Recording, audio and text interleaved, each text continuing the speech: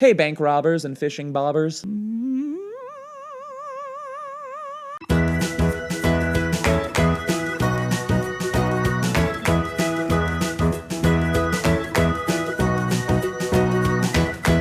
Hey everybody, my name is Jon, and welcome to ADITW, A Day in the Word, the internet's favorite Bible study. In life, there are many lessons we must learn. Don't talk while the teacher's talking. Holding the door for someone is polite. Don't touch my french fries without asking. Obviously, some lessons are much easier to learn than others. And today we're gonna look at what I think is maybe one of the hardest lessons for any Christian, or any person for that matter, to learn. Today, we're gonna talk about humility. Ew! What a dirty word. Today we are in Matthew chapter 18, and before we get into this lesson, I need you all to read for me Matthew 18 verses 1 through 5.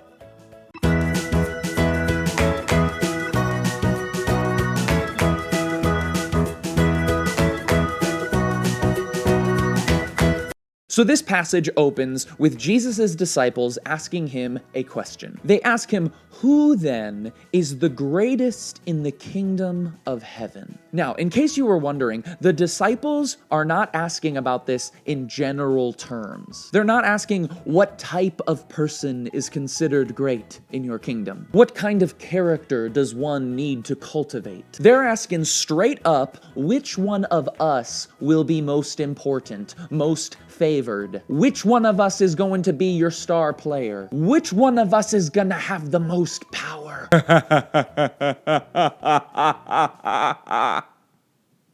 They're looking for Jesus to give them a name, but instead, he gives them a lesson. He calls a little child over to him, and he says, "Unless you change and become like little children, you will never enter the kingdom of heaven."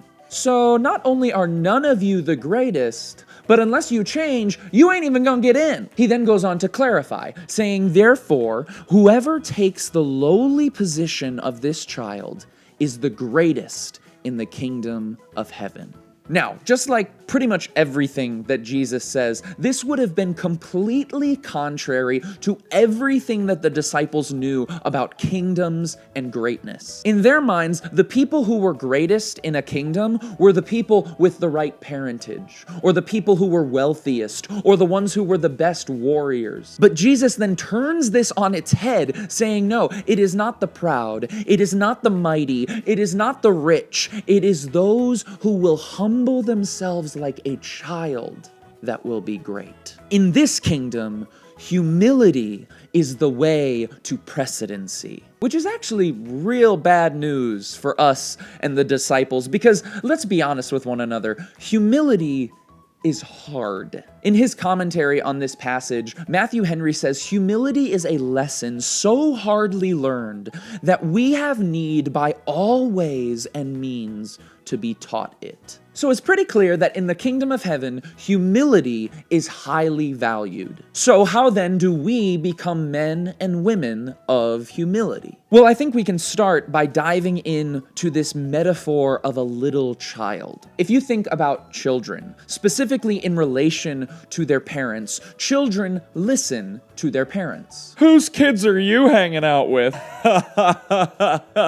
Am I right? Children are dependent on their parents for everything, and they spend the majority, if not all of their time with their parents. And if we are to be children of the kingdom, then shouldn't we relate to God, our eternal Father, in the same way? Humility is essentially saying, whether I am 7 or 70, I am not in charge of my own life. I still have a loving Father who I listen to, who I depend on, and who I cling to both in good times and in bad. The kingdom that Jesus is bringing is not about wealth or power or status or any of the normal things that we would associate with greatness. This kingdom is completely counterintuitive, which is what makes it so beautiful. This is a kingdom built on servanthood, love, and that difficult word, humility. Hey y'all, thank you for watching another episode of ADITW. I hope it was encouraging for you. I hope it was maybe a little convicting. I know I always need more humility in my life, and I think we all do to some extent, and so it was really nice to return to this passage this week and be reminded of that, as humbling as it may have been. If you haven't checked out yet, I have a brand new spoken word video that I put out couple days ago on Monday. You need to check it out. It's called A Million Pieces. People are really enjoying this. I am super proud of this one. I honestly, to be honest with you, I think it's my best spoken word that I've put out in like 3 years. So please, if you haven't checked it out, please do. If you have, maybe share it with a friend or something like that. That would help me out a lot. That's all I have for you today. I hope you all are having a great week. I love you. Keep being awesome.